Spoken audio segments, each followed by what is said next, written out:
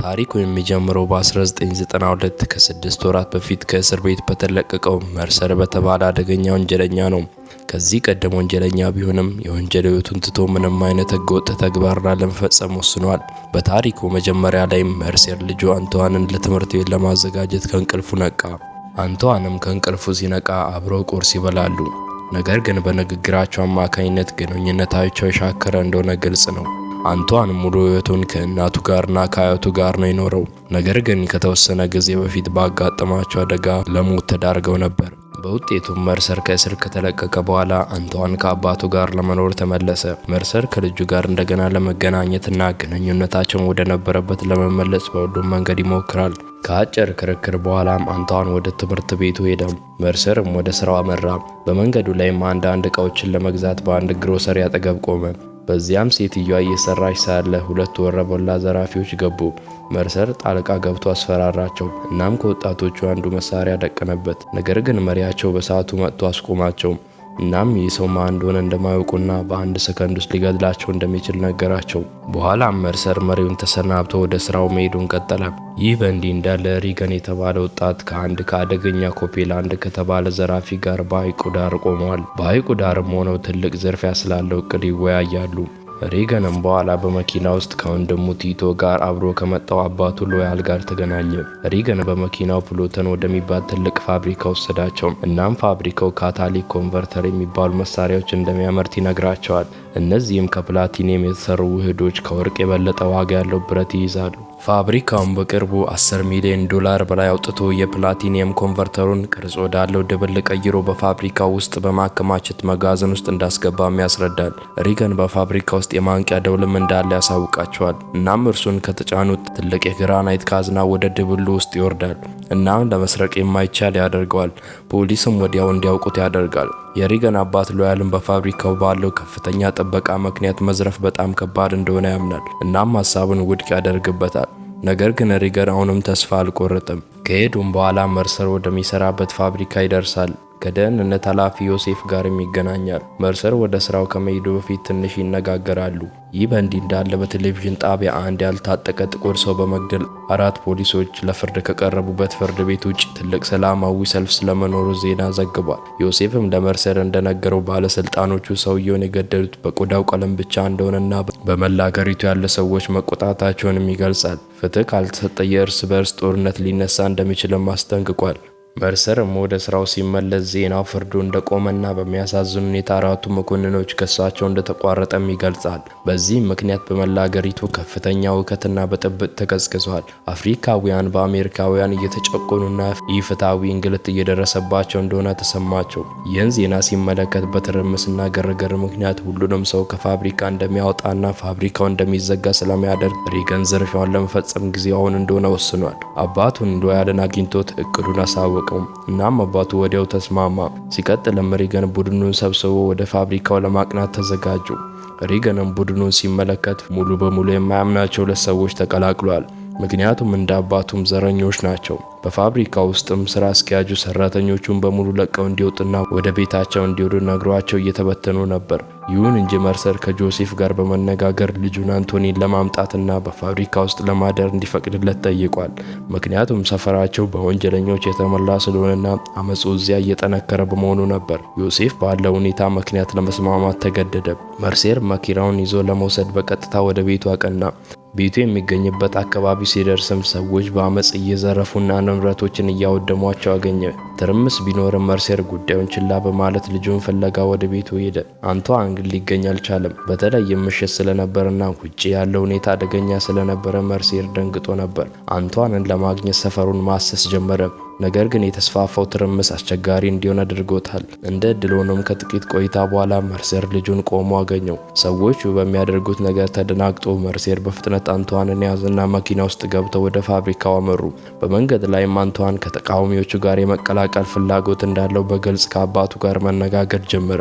ይሁን እንጂ መርሰር ሰዎች እየሰሩት ያለው ነገር ስህተት እንደሆነና እንዲህ ያለው ባህሪ እነርሱን ጠበኛ እንደሆነ የሚገልጹ አሉታዊ አመለካከቶችን ያረጋግጣል ብሎ ነገረው። ተቃዋሚዎቹ ውድመትና ወንጀልን ማከታተል እንደሌለባቸው አሳስቧል። አንቷንም ከአባቱ ንግግር በኋላ ተረጋጋ። በመኪና እየሄዱም ሳለ በመንግስት ኬላ ላይ ቆሙ። እዚያ የነበረው መኮንንም በጣም ዘረኛ ነበር። እናም ሹፌሩ ነጭ ስለሆነ ብቻ ሌላ መኪና እንዲያልፍ ፈቀደ። መርሰር እና ልጁን ግን በሚደብር ሁኔታ ፈተሻቸው። በተለይም ልጁን ማንገላታት ጀመረ። በዚህም መርሴር ከፍተኛ የንዴት ስሜት ተሰምቶት ነበር። ነገር ግን ራሱን ተቆጣጥሮ ፍተሻው እስኪጠናቀቅና እስኪያልፉ እንዲፈቅድላቸው ድረስ በችኮላ እርምጃ ከመውሰድ ተቆጥቧል። ፍተሻው ተጠናቆ እንዲሄዱ ከተፈቀደላቸው በኋላ መርሴርና ልጁ ወደ ፋብሪካው መሄዳቸውን ቀጠሉ። ይህ በእንዲህ እንዳለ ሪገንና ሰራተኞች ወደ ፋብሪካው ደርሰዋል። ሪገን በበሩ ላይ ያለውን ዘበኛ የሚያነጋግር በመምሰል በድንገት ራሱን እንዲስት በማድረግ ቡድኑን ወደ ውስጥ እንዲገቡ ነገራቸው። እንዳለመታደል ሆኖ የደህንነት ኃላፊ የሆነው ጆሴፍ መታጠቢያ ቤት ውስጥ ስለነበረ በካሜራዎቹ ላይ የሆነውን ነገር አላየም ነበር። ወንበዴዎቹም ፋብሪካ ውስጥ ገብተው ዮሴፍን እስኪያገኙ ድረስ ማሰስ ጀመሩ። ትንሽ ቆይቶም ፊት ለፊት ተገናኙ። ሪገን ሁኔታውን ሊነግረውና ምንም ግርግር እንዳይፈጥር ሊያስጠነቅቀው ሞክሮ ነበር። ነገር ግን ዮሴፍ መሳሪያውን ሊመዝባቸው ሲል ከሎያል ሰዎች አንዱ ተኩሶ ገደለው። ሪገንም ማንም ሰው እንዲሞት ስላልፈለገ ተናደደ። ሽጉጡንም ወደ ተኮሰው ሰው ደቀነ። ነገር ግን ሎያል ጉዳቱ የማይቀር መሆኑን ካረጋገጠለት በኋላ ተረጋጋ። ከዚያም ዘራፊዎቹ የፕላቲኒየም ድብሉ ወደ ያዘው ሳጥን አመሩ። እናም በሩን ለመስበር መሞከር ጀመሩ። ከተወሰነ ጥረት በኋላ ለማሳካት ተቃርቦ ነበር። ነገር ግን ህይወቱን ልትወጣ የተቃረበው ዮሴፍ ከመሞቱ በፊት የመጨረሻውን ጥንካሬውን ተጠቅሞ የማንቂያ ቁልፉን ተጫነ። ማንቂያው ፖሊሶች ጋር ደርሶ በፋብሪካ ውስጥ ያለውን ሁኔታ ለማጣራት ሄሊኮፕተር ተላከ። በዚሁ ጊዜ ትልቅ የግራናይት ሳጥን ድብሎቹን ለመጠበቅ መውረድ ጀመረ። ሪገንም በፍጥነት እርምጃ ወሰደ። ድብሎቹ እንዳይሸፈን ክሬም በመጠቀም ወደ ታች እንዳይወርድ ከለከለው። በዚህ ሂደትም የጓደኛውን የኮፒላንድ ነገር በአጋጣሚ ሰባበረው። ምንም እንኳን ሪገን ካዝኖን ለማስቆም ቢችልም ሎያል በዘሩ ምክንያት ለኮፒላንድ ጉዳት ምንም ሳያሳስበው ሁኔታውን በፍጥነት ለመፍታት እግሩን ለመቁረጥ ወሰነ። ሪገን ጓደኛውን ለመጉዳት አልፈለገም ነበር፣ ነገር ግን ሌላ አማራጭ አልነበረውም። ዘራፊዎቹም ካዝናውን ለመክፈት ጥረታቸውን ቀጠሉ። ይህ በእንዲህ እንዳለ የፖሊስ ሄሊኮፕተር በፋብሪካው ላይ መብረር ጀመረ። ነገር ግን ወንበዴዎቹ መብራቶችን በማጥፋት ሄሊኮፕተር ሁሉም ነገር ሰላም ነው ብሎ በማሰብ እንዲሄድ አደረጉ። በመጨረሻም ካዝናውን ከፍተው የፕላቲኒየም ድብሉን ማውጣት ቻሉ። በዚህ ጊዜ መርሰርና አንቷን ፋብሪካው ደረሱ። መርሰር በሩ ጥበቃ ያልተደረገለት በመሆኑ ተመልክቶ ራሱ ከፍቶ ከልጁ ጋር ገባ። አንቷን መታጠቢያ ቤቱን እንዲጠቀም ጠየቀም። እናም አባቱ መታጠቢያ ቤቱን እንዲጠቀሙት ዮሴፍን ለመፈለግ ሄደ። እንዳለመታደል ሆኖም አንቷን ወደ መጸዳጃ ቤቱ ሲገባ ቲቶስ የተባለውን ሰው ተመለከተው። እርሱም አስፈራራውና ወሰደው። ይህ በእንዲህ እንዳለ መርሰር በፋብሪካ ውስጥ የወሮበሎች ቡድን እንዳለ በመገንዘብ ዮሴፍን በተተኮሰ ጥይት ሞቶ አገኘው። መርሰርም ዮሴፍን መጠባበቂያ ሽጉጥ ወስዶ ልጁን መፈለግ ጀመረ። ብዙም ሳይቆይ መርሰር የሎያል ሰዎች አገኛቸው። እናም የተኩስ ልውውጥ ተጀመረ። መርሰር እጁን በጥይት ተመቶ ሽጉጡን ጥሎ ማምለጥ ቻለ። በመጨረሻም የሎያል ሰዎች በፋብሪካ ውስጥ አሳደዱት።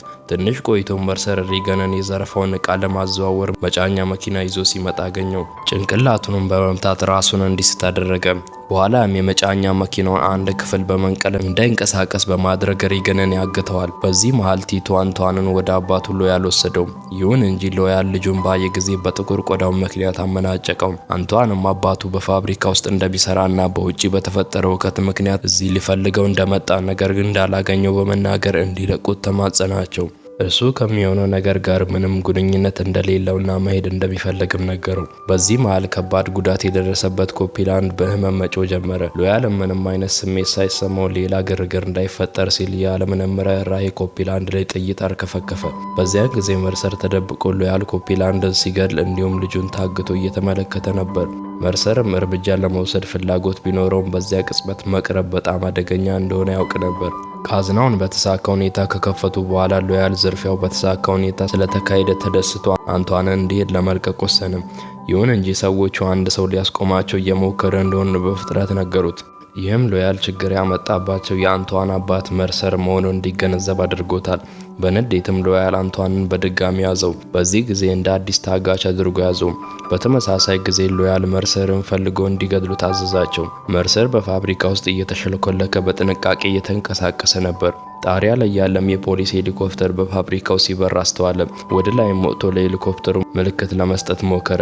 ነገር ግን ሳይመለከቱት ሄደዋል። ወዲያውም ከሎያል ሰዎች አንዱ ከኋላው ሆኖ ጥቃት ሰነዘረበት። እናም ከባድ ፍልሚያ ገጠሙ።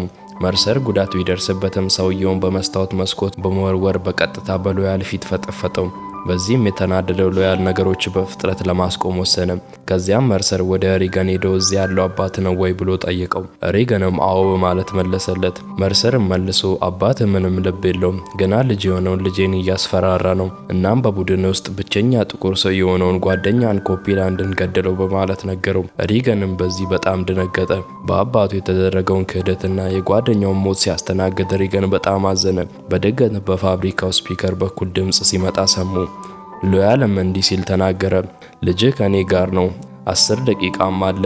ሪገንን ወደ ገራዡ ካላመጣ ልጅህን እገድላለሁ፣ ልጄን ስጠኝ አንተንም ውሰድ በማለት ተናገረ። ከዚያም ስፒከሩን ዘጋው። እናም ከቲቶና ከመጨረሻው የቀረው ሰው ጋር የፕላቲኒየም ማስገባ መኪና ውስጥ ለመጫን መዘጋጀት ጀመረ። መርሰርም በዚህ ሰዓት በጣም ተጨነቀ። ምን ማድረግ እንዳለበትም ግራ ገባው። ሪገንንም ይዞ ወደ ሎያል ሄደ። ሎያል ተሽከርካሪው እንደገና እንዲንቀሳቀስ ለማድረግ የወሰደውን የመኪና ዕቃ እንዲያስረክብ ጠየቀ። መርሰርም ሰጠው። መኪናውም ተንቀሳቀሰ። እናም ሰዎቹ መጫን ጀመሩ። ሆኖም ሎያል እንደ በፊት ሁሉ ተንኮለኛ ነበር። ምንም ይሁን ምን አንቷንን ለመግደል አቅዶ ነበር። ይህን የተረዳው መርሰርም በፍጥነት ሽጉጡን በመሳብ በሎያልና በሰዎቹ ላይ መተኮስ ጀመረ። እናም ከፍተኛ የተኩስ ልውውጥ ተፈጠረ። በግርግር ውስጥም ቲቶ ከኋላው በጥይት ተመታ።